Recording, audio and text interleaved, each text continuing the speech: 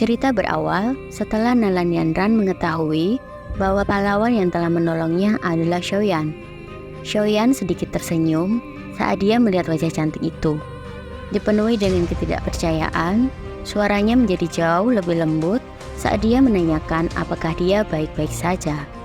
Bagi Xiaoyan, masalah yang terjadi di Sekte Mystic Cloud saat itu benar-benar telah lenyap. Saat Sekte Mystic Cloud telah bubar, Xiaoyan bukanlah orang yang berpikiran sempit. Dia secara bertahap melupakan masalah itu. Oleh karena itu, dia sama sekali tak mempunyai dendam apapun terhadap Nalan Yanran. Nalan Yanran juga sedikit terkejut dengan cara lembut Xiaoyan berbicara.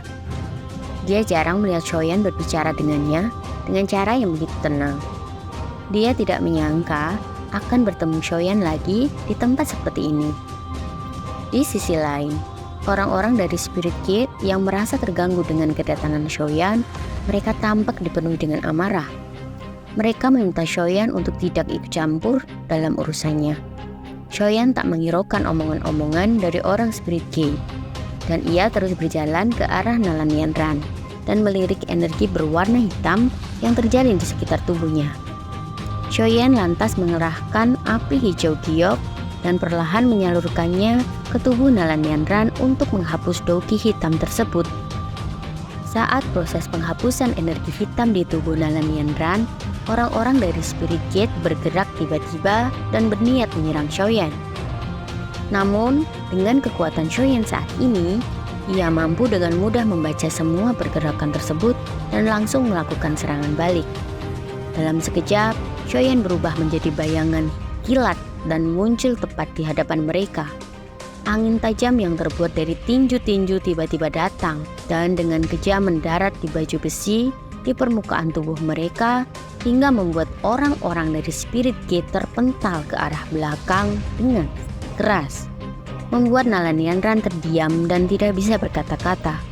Dia tidak menyangka sosok pemuda yang dijuluki sampah beberapa tahun lalu kini mengalahkan ahli Do Huang bintang 4 hanya dengan satu kali pukulan. Setelah orang-orang dari Spirit Gate menerima serangan dari Xiaoyan, mereka meringis kesakitan sambil memuntahkan darah segar dari mulut mereka. Ini merupakan pertama kalinya bertemu dengan seorang pemuda dengan kekuatan yang sangat mengerikan. Tepuk tangan tiba-tiba datang dari cabang pohon di atas.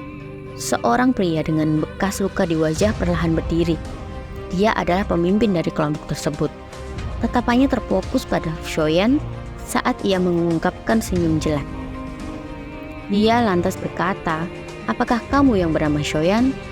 Pemuda yang terlibat konflik dengan pavilion petir angin?" Xiaoyan melirik pria itu sebelum menyempitkan matanya.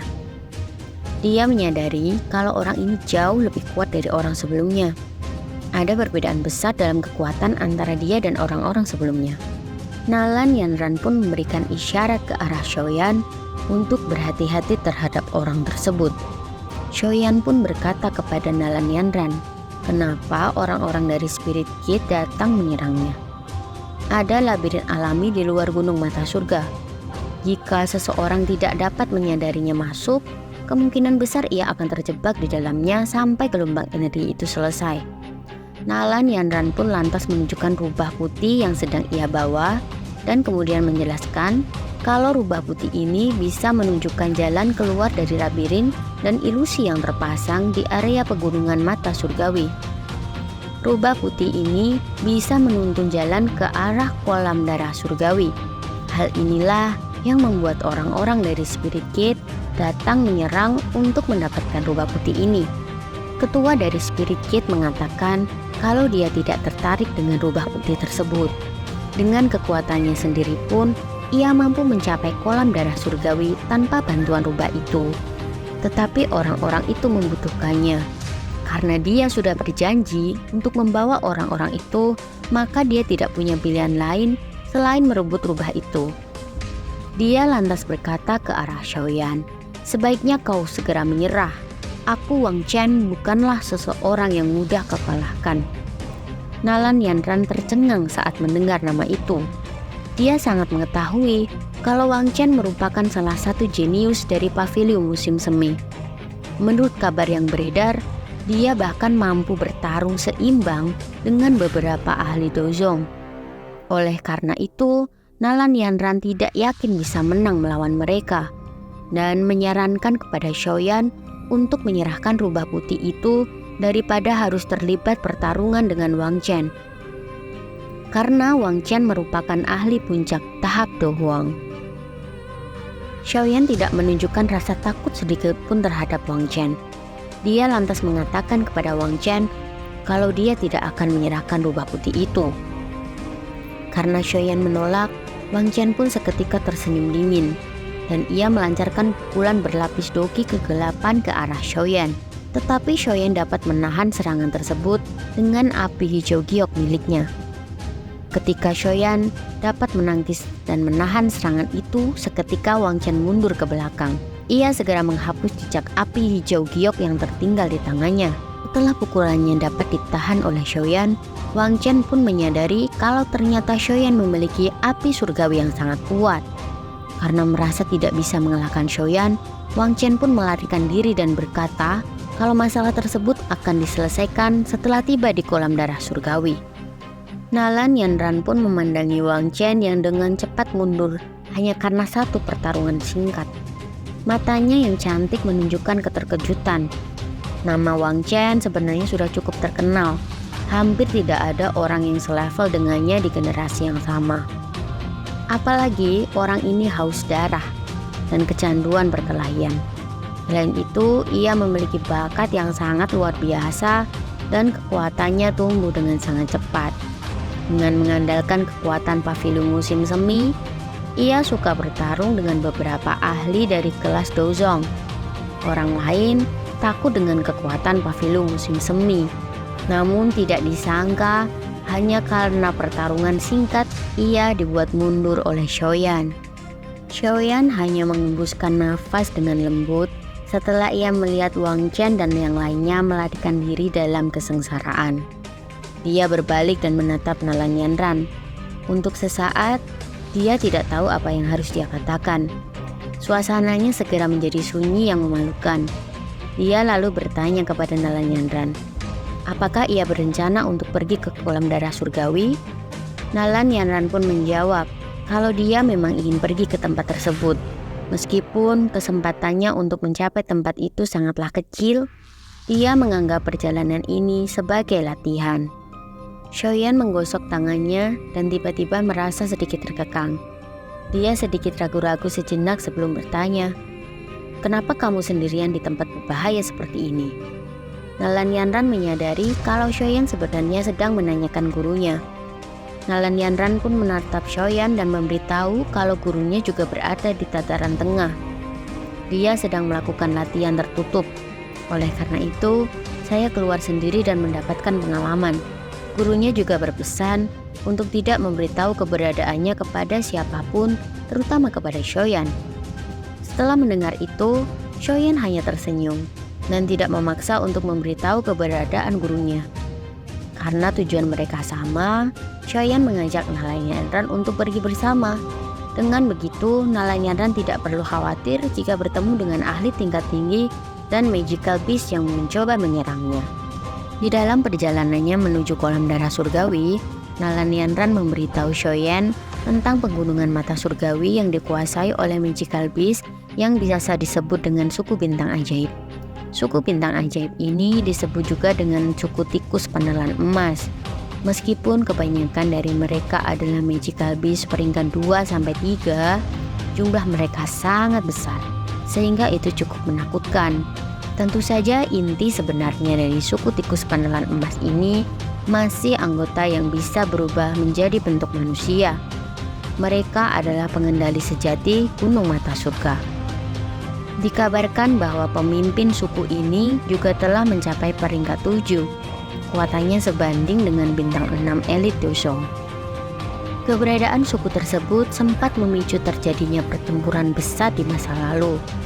Beberapa fraksi besar tidak terima jika kolam darah surgawi dikuasai oleh mereka. Meskipun mereka telah kalah dalam pertempuran, para ahli yang terlalu kuat tidak dapat memasuki pegunungan mata surgawi karena ada batasan ahli tingkat tinggi untuk masuk ke dalamnya. karena faksi-faksi ini takut bahwa suku tikus penelan emas akan menyerang generasi muda mereka dengan kejam. Mereka akhirnya mencapai kesepakatan. Suku tikus penelan emas akan menempati 2 dari 10 tempat di kolam darah gunung surga. Hanya 8 tempat lainnya yang akan tersedia untuk digunakan semua orang jika kemampuan bertarung mereka cukup. Di tengah perjalanannya, Xiaoyan dihadang oleh sekelompok ahli The Huang. Mereka menatap ke arah Nalanianran begitu melihat seekor rubah putih yang ada di pundaknya. Xiaoyan mengetahui bahwa mereka juga menginginkan rubah tersebut, sama halnya seperti kelompok Spirit Gate sebelumnya. Xiaoyan pun mengatakan, siapapun yang memasuki radius 10 meter dari kami maka akan dihabisi. Touki melonjak keluar dari tubuh Xiaoyan. Kekuatan bintang 9 Do Huang melonjak keluar dari tubuhnya tanpa pengekangan apapun. Aura yang sangat kuat segera menekan orang-orang pembuat masalah ini. Kekuatan orang-orang ini sebagian besar berada di sekitar bintang 5 Do Huang atau di bawahnya. Sekelompok ahli The Huang itu pun nekat menyerang dan berniat merebut rubah putih dari Nalanianran. Namun, begitu mereka mendekat ke arah Nalanianran, mereka langsung dipukul mundur oleh Xiaoyan hingga melesat jauh ke belakang. Pukulan yang menakutkan itu secara alami membuat para ahli tingkat Do Huang ini merasakan ketakutan di dalam hati mereka. Meskipun mereka tahu Xiaoyan sangat kuat, tetapi jika mereka membiarkan Xiaoyan pergi membawa rubah putih itu, maka mereka akan kehilangan kesempatan untuk mencapai kolam darah surgawi. Keserakahan ini membuat mereka kehilangan rasa takut dalam dirinya. Mereka kembali menyerang Xiaoyan dengan sekuat tenaga. Karena pihak lawan masih berniat untuk menyerang, Xiaoyan pun tidak lagi menahan diri dan seketika melesat bagai kilat ke arah mereka. Dalam sekejap, Xiaoyan pun muncul di hadapan mereka dan menghabisi mereka dalam satu kali serangan. Dikarenakan musuh terlalu banyak, mereka pun berhasil membuat celah dan melesatkan serangan ke arah Xiaoyan secara bersamaan. Xiaoyan segera mengambil pedangnya dan mengaktifkan teknik 6 penguasa untuk memblokir serangan gabungan mereka. Pertahanan yang diciptakan oleh Xiaoyan benar-benar mampu memblokir semua serangan mereka. Para ahli tingkat Do Huang ini tidak percaya dengan apa yang sedang mereka saksikan. Meskipun Xiaoyan hanya berada di tingkat Do Huang bintang 9, tapi dia mampu menahan serangan gabungan dari begitu banyak ahli Do Huang. Kekuatan ini tidak mungkin dimiliki oleh tingkat Do Huang biasa.